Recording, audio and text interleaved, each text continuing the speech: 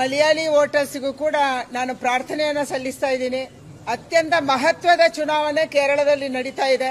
ಕೇರಳದ ಅಭಿವೃದ್ಧಿ ಸಲುವಾಗಿ, ಕೇರಳದ ಉಳಿವಿನ ಸಲುವಾಗಿ, ಕೇರಳದ ಸುರಕ್ಷತೆಯ ಸಲುವಾಗಿ ನಡೀತಾ ಇರುವಂತಹ ಒಂದು ಚುನಾವಣೆ. ಕಳೆದ 78 ವರ್ಷಗಳಿಂದ ಯುಡಿಎಫ್ ಇಲ್ಲ ಎಲ್ಡಿಎಫ್, ಎಲ್ಡಿಎಫ್ ಇಲ್ಲ ಯುಡಿಎಫ್ ಇದೇ ಅಲ್ಲಿ ನಡೆದಿತ್ತು. ಅಭಿವೃದ್ಧಿ ಆಗಿಲ್ಲ. ಬಹಳ ದೊಡ್ಡ ಪ್ರಮಾಣದ ವಿದ್ಯಾರ್ಥಿನಿಯರು ಓದಬೇಕು ಅಂದ್ರೆ ಬೇರೆ ರಾಜ್ಯಕ್ಕೆ ಹೋಗ್ತಾರೆ. ಬಹಳ ದೊಡ್ಡ ಪ್ರಮಾಣದ ಯುವಕರು ಯುವತಿಯರು ಉದ್ಯೋಗ ಬೇಕು ಅಂದ್ರೆ ಬೇರೆ ರಾಜ್ಯಕ್ಕೆ ಹೋಗ್ತಾರೆ, ಬೇರೆ ದೇಶಕ್ಕೆ ಹೋಗ್ತಾರೆ. ಯಾವುದೇ ಇಂಡಸ್ಟ್ರಿಗಳು, ಯಾವುದೇ ದೊಡ್ಡ ಕಂಪನಿಗಳು ಕೇರಳಕ್ಕೆ ಬರುವುದಿಲ್ಲ. ಇದಕ್ಕೆಲ್ಲ ಕಾರಣ ಕಳೆದ 78 ವರ್ಷಗಳಿಂದ ಆಡಳಿತ ನಡೆಸಿರುವಂತಹ ಯುಡಿಎಫ್ ಮತ್ತು ಎಲ್ಡಿಎಫ್. ನರೇಂದ್ರ ಮೋದಿ ಅವರು ಕೊಟ್ಟಂತಹ ಹಣವನ್ನ ಸದುಪಯೋಗ ಮಾಡುವುದನ್ನು ಕೂಡ ಕೇರಳ ಸರ್ಕಾರ ಮಾಡ್ತಾ ಇಲ್ಲ. ಕೇರಳದ ವಿಧಾನಸಭೆಯಲ್ಲಿ ಧ್ವನಿ ಎತ್ತುವವರು ಬೇಕಾಗಿದೆ. ಈ ಧ್ವನಿ ಎತ್ತುವುದರ ಸಲುವಾಗಿ ಇವತ್ತು ಎನ್ಡಿಎ ಅಭ್ಯರ್ಥಿಗಳನ್ನ ನಾವು ನಿಲ್ಲಿಸಿದೀವಿ. ಅವ್ರು ಗೆದ್ದು ಹೋಗಬೇಕು. ನರೇಂದ್ರ ಮೋದಿ ಅವರು ಕೊಟ್ಟಂತ ಒಂದೊಂದು ಯೋಜನೆ ಕೂಡ ಕೇರಳದಲ್ಲಿ ಸದುಪಯೋಗ ಆಗಬೇಕು, ಜನರ ತನಕ ತಲುಪಬೇಕು. ಈ ಕಾರಣಕ್ಕಾಗಿ ಇವತ್ತು ಅತ್ಯಂತ ಕ್ರೂಷಿಯಲ್ ಆಗಿರುವಂತಹ ಒಂದು ಚುನಾವಣೆಯನ್ನ ನಾವು ಕೇರಳದಲ್ಲಿ ಮಾಡ್ತಾ ಇದ್ದೀವಿ. ನಾನು ಕರ್ನಾಟಕದಲ್ಲಿರುವಂತಹ ಎಲ್ಲ ಕೇರಳದ ವಿದ್ಯಾರ್ಥಿನಿಯರಿಗೆ ಮತ್ತು ಯಾರು ಉದ್ಯೋಗವನ್ನ ಬಿಸ್ನೆಸ್ ಅನ್ನ ಮಾಡ್ಕೊಂಡು ಇಲ್ಲಿದ್ದಾರೆ ಅವರಿಗೆ ವಿನಂತಿ ಮಾಡುವಂಥದ್ದು, ದಯಮಾಡಿ ಕೇರಳಕ್ಕೆ ಹೋಗಿ ಕೇರಳದ ನಿಮ್ಮ ಬಂಧುಗಳಿಗೆ ಹೇಳಿ, ನಿಮ್ಮ ಫ್ರೆಂಡ್ಸ್ಗೆ ಹೇಳಿ, ಯಾರು ಮತದಾರರಿದ್ದಾರೆ ಮತದಾರರು ಕೇರಳಕ್ಕೆ ತಲುಪಬೇಕು ಮತ್ತು ಮತವನ್ನ ಹಾಕಬೇಕು ಅನ್ನುವಂಥ ವಿನಂತಿಯನ್ನು ಮಾಡೋದಕ್ಕೆ ನಾವು ಇವತ್ತು ಸಭೆಯನ್ನ ಕರೆದಿದ್ವಿ. ಸಭೆ ಅತ್ಯಂತ ಯಶಸ್ವಿಯಾಗಿ ನಡೆದಿದೆ. ಹಲವಾರು ಜನ, ಸ್ಪೆಷಲಿ ಕ್ರೈಸ್ತ ಬಂಧುಗಳು, ಕ್ರೈಸ್ತ ಬಿಸ್ನೆಸ್ ಮ್ಯಾನ್ಗಳು, ನಮ್ಮೆಲ್ಲ ಬೇರೆ ಬೇರೆ ಸಂಘಟನೆಯವರು, ಮಲಯಾಳಿಯಲ್ಲಿ ಬೇರೆ ಬೇರೆ ರೀತಿಯ ಸಂಘಟನೆಗಳು, ಜಾತಿಯ ಸಂಘಟನೆಗಳು, ಅಯ್ಯಪ್ಪ ಸ್ವಾಮಿ ಸಂಘಟನೆಗಳು, ನಾರಾಯಣ ಗುರು ಸಂಘಟನೆ, NSS, BDJS ಎಲ್ಲರೂ ಕೂಡ ಬೆಂಗಳೂರಲ್ಲಿದ್ದಾರೆ. ಅವರು ಬಂದಿದ್ದಾರೆ. ಅವರೆಲ್ಲರೂ ಕೂಡ ನಾವು ಕೇರಳಕ್ಕೆ ಹೋಗ್ತೀವಿ, ಕೆಲಸ ಮಾಡ್ತೀವಿ, ಚುನಾವಣೆ ಪ್ರಚಾರ ಮಾಡ್ತೀವಿ, ಹಾಗೇನೆ ಮತವನ್ನು ಹಾಕ್ತೀವಿ ಅನ್ನುವಂತ ವಿಚಾರವನ್ನು ತಿಳಿಸಿದ್ದಾರೆ. ಅದಕ್ಕಾಗಿ ಬಹಳ ಖುಷಿಯಾಗಿದೆ. ಕೇರಳದ ಚುನಾವಣೆಯಲ್ಲಿ ಎನ್ಡಿಎ ಯಶಸ್ವಿ ಆಗತ್ತೆ ಅನ್ನುವಂತ ವಿಶ್ವಾಸ ನಮ್ಮೆಲ್ಲರಿಗೂ ಇದೆ. ಭಾಷೆ ಕಲಿಯುವಂಥದ್ದು ಹೇರಿಕೆ ಅಲ್ಲ.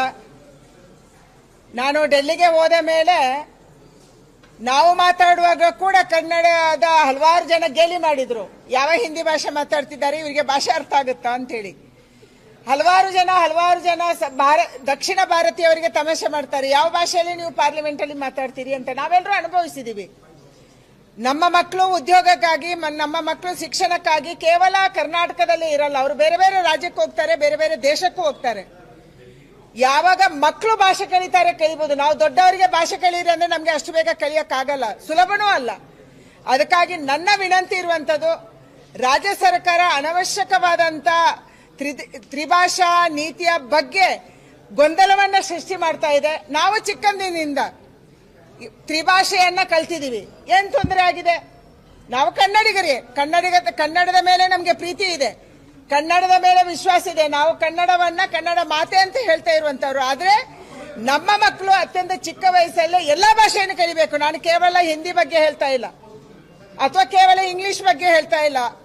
ಎಲ್ಲಾ ಭಾಷೆಯನ್ನು ನಮ್ಮ ಮಕ್ಕಳಿಗೆ ಕಲಿಯುವಂತ ತಾಕತ್ತಿರುತ್ತೆ. ಆ ಚಿಕ್ಕ ಮಗುವಿಗೆ ಅದು ಮಣ್ಣಿನ ಮೂರ್ತಿಯಲ್ಲಿ ಯಾವುದನ್ನು ಮಾಡಿದ್ರು ಕೂಡ ಅದು ಮೂರ್ತಿ ಆಗುತ್ತೆ.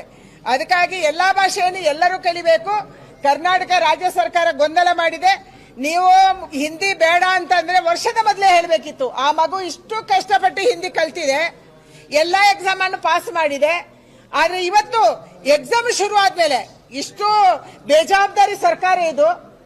ಎಕ್ಸಾಮ್ ಶುರುವಾಗುವ ಮೊದಲೇ ಹೇಳಿಲ್ಲ, ಎಕ್ಸಾಮ್ ಶುರುವಾದ ಮೇಲೆ ಮಧ್ಯದಲ್ಲಿ ಹೇಳ್ತಾರೆ ಹಿಂದಿ ಬೇಕಾಗಿಲ್ಲ, ಹಿಂದಿಯ ಮಾರ್ಕ್ಸ್ ಅನ್ನ ನಾವು ಕೌಂಟ್ ಮಾಡಲ್ಲ, ನೀವು ಪಾಸ್ ಆಗ್ಬೋದು ಇಲ್ಲ ಪಾಸ್ ಆಗದೇ ಇರಬಹುದು. ಇದನ್ನ ರಾಜ್ಯ ಸರ್ಕಾರ ಹೇಳುತ್ತೆ. ಅಂದ್ರೆ ಎಷ್ಟು ಬೇಜವಾಬ್ದಾರಿ ಇರುವಂತ ಒಂದು ಸರ್ಕಾರ ರಾಜ್ಯದಲ್ಲಿ ಇದೆ ಅನ್ನೋದಕ್ಕೆ ಇದೊಂದು ನೇರವಾದಂತ ಉದಾಹರಣೆ. ಶಿಕ್ಷಣ ಮಂತ್ರಿಗಳಿಗೆ ಶಿಕ್ಷಣ ಇಲ್ಲ, ಶಿಕ್ಷಣದ ಬಗ್ಗೆ ಗೊತ್ತಿಲ್ಲ, ಮಕ್ಕಳ ಮಾನಸಿಕತೆಯ ಬಗ್ಗೆ ಗೊತ್ತಿಲ್ಲ, ಅವರು ಅಧ್ಯಯನ ಮಾಡಲ್ಲ.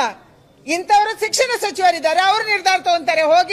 ಹೋಗ್ಲಿ ಮುಖ್ಯಮಂತ್ರಿಗಾದ್ರೂ ಪ್ರಜ್ಞೆ ಇರಬೇಕಲ್ಲ. 1 ವರ್ಷ ಕಲಿತ ಮೇಲೆ ಎಕ್ಸಾಮ್ ಬರುವಾಗ ನೀವು ಎಕ್ಸಾಮ್ ಬರಿಬೇಡಿ ಅಂತಂದ್ರೆ ಏನು ಅರ್ಥ? ಆ ಮಕ್ಕಳೇನೇ ಹೇಳಿಲ್ಲ ನಮ್ಗೆ ಹಿಂದಿ ಬೇಡ, ನಮ್ಗೆ ಇಂಗ್ಲಿಷ್ ಬೇಡ ಅಂತ ಮಕ್ಳು ಹೇಳಿದಾರ? ಮಕ್ಳು ಕೇಳ್ಕೊಂಡಿಲ್ಲ, ಎಲ್ಲೂ ಟೀಚರ್ಸ್ ಕೇಳ್ಕೊಂಡಿಲ್ಲ, ಪೋಷಕರು ಕೇಳ್ಕೊಂಡಿಲ್ಲ. ಯಾರನ್ನು ಕೇಳಿ ನೀವು ಕ್ಯಾನ್ಸಲ್ ಮಾಡ್ತೀರಿ?